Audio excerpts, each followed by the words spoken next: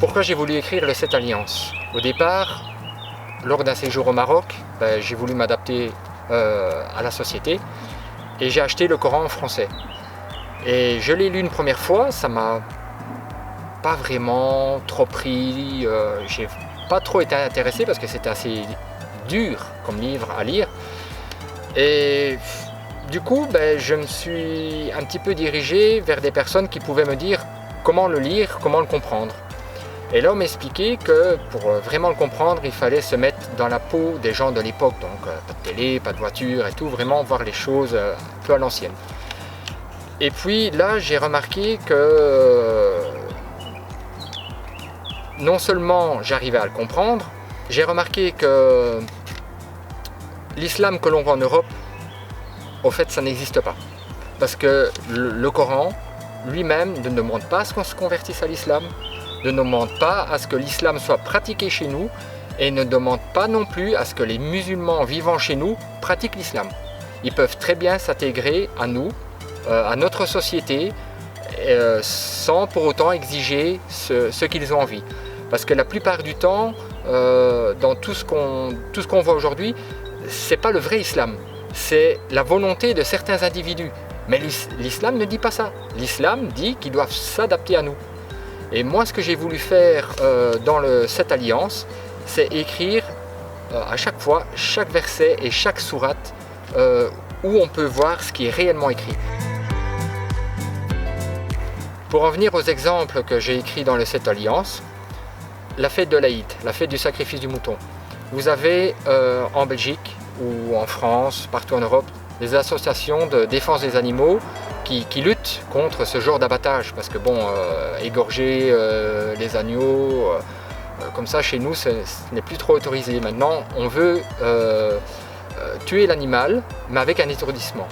Et vous voyez toutes les associations des cultes musulmans, islamiques et tout, ils lèvent le poing en disant non, c'est comme ça, c'est pas autrement.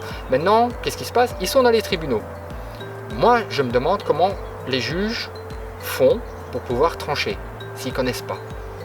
Moi, j'ai trouvé dans le Coran plusieurs passages, je dis bien plusieurs passages, qui montrent bien que ce n'est pas interdit d'étourdir l'animal.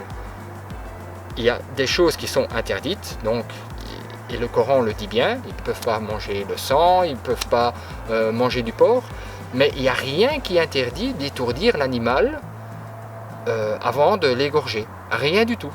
Donc moi, ce que j'aimerais bien maintenant, c'est qu'on arrête définitivement de nous raconter n'importe quoi, alors que le Coran, lui, ne le dit pas.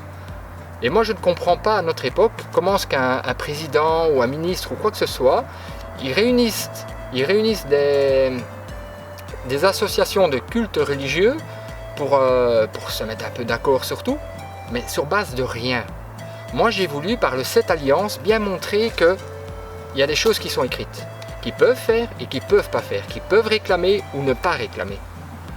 Donc moi, ce que je veux transmettre maintenant, par cette alliance, c'est montrer la vérité aux gens.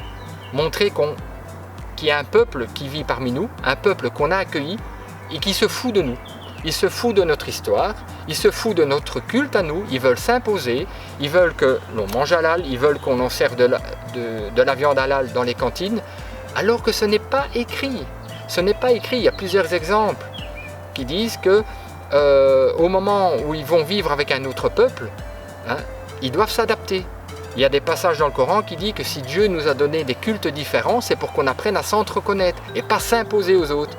Il y a des passages qui disent bien qu'il ne faut pas faire de notre religion un sujet de division. Et je vais dire, à la base, le Coran ne demande rien de mal. Mais il est très mal interprété et beaucoup de personnes, pour moi, ils ne le connaissent pas. Ils ne l'ont jamais lu. Alors, est-ce que le Coran oblige l'islam chez nous? Non. Lors de mon séjour au Maroc, quand j'ai remarqué qu'il y avait beaucoup de choses qui étaient contradictoires. Et puis un jour, j'ai croisé aux abords d'une mosquée un monsieur, djellaba, les babouches dans les pieds, une grande barbe. Et puis on a une petite conversation, et puis dans notre conversation, je dis Dieu. Et puis il me regarde, il dit non, il dit on dit pas Dieu, on dit Allah, uniquement Allah. Et ce jour-là, c'était justement à la période où je prenais mes notes, et je connaissais de tête le verset et la sourate. J'ai dit, regarde une fois la sourate un tel, le verset un tel. Et 2-3 jours après, j'ai revu ce monsieur et il m'a dit, comment tu sais ça? Et je dis, je l'ai lu dans le Coran. Et au fait, ce verset dit bien que, appelle Dieu comme tu veux, il possède les plus beaux noms. Mon Seigneur, mon divin, tu peux dire ce que tu veux. Et pas uniquement Allah, comme certains le disent. C'est pas vrai. Moi, ce que j'ai voulu faire avec le 7 Alliances, c'est montrer toute la vérité. D'ailleurs, il y a un passage dans le Coran qui dit « Un jour, Dieu te révélera ce que tu as pris soin de cacher. » Et là, je suis en train de montrer ce qu'il nous cache. Alors qu'il y a plein de choses qu'on essaye de nous imposer et qui ne sont pas du tout demandées. Je vais même aller plus loin en disant qu'il y a un passage qui dit que même une mosquée, c'est interdit chez nous. C'est interdit. Il y a un passage qui le dit dans le Coran, ne construis pas une mosquée dans le but de rivaliser. Et c'est ce qu'ils cherchent à faire, c'est rivaliser avec une autre religion. Alors qu'il est bien écrit dans le Coran que ceux qui croient en Jésus de la parfaite croyance sont les mieux placés à la droite de Dieu. Donc, qu'est-ce qu'ils cherchent à faire? Ils ne connaissent pas. Moi-même, quand je suis allé au Maroc, à force de parler avec une personne ou l'autre, il y avait des familles qui m'invitaient pour manger chez eux le soir, pour leur expliquer le Coran, parce qu'ils ne le connaissent pas. C'est une transmission de bouche à oreille. Mais souvent, il y a des personnes qui vous disent « Ah oui, mais ça c'est écrit dans le Coran, mais ça c'est écrit dans le Coran. » J'aimerais bien qu'ils me montrent où c'est écrit, qu'ils me disent où ils ont vu ça, quel verset, quelle sourate. Parce que c'est facile de dire « C'est écrit dans le Coran, alors on veut l'obtenir. » Non. C'est écrit où? Parce que si c'est pas écrit, ils n'ont rien à demander, rien à exiger. Maintenant, quand on entend parler les représentants de diverses religions, surtout de l'islam, ils nous disent « Ah, mais ça c'est écrit dans le Coran et on veut ça. » Mais ils disent que c'est écrit dans le Coran. Mais jamais une fois ils nous disent sourate et verset. Jamais. Moi, dans le 7 Alliances, ce que j'ai fait, j'ai écrit chaque fois la sourate et le verset et vous pouvez le voir par vous-même. C'est pas juste parce que j'ai envie que ce soit comme ça. Non, c'est parce que c'est ça qui est écrit et pas autre chose.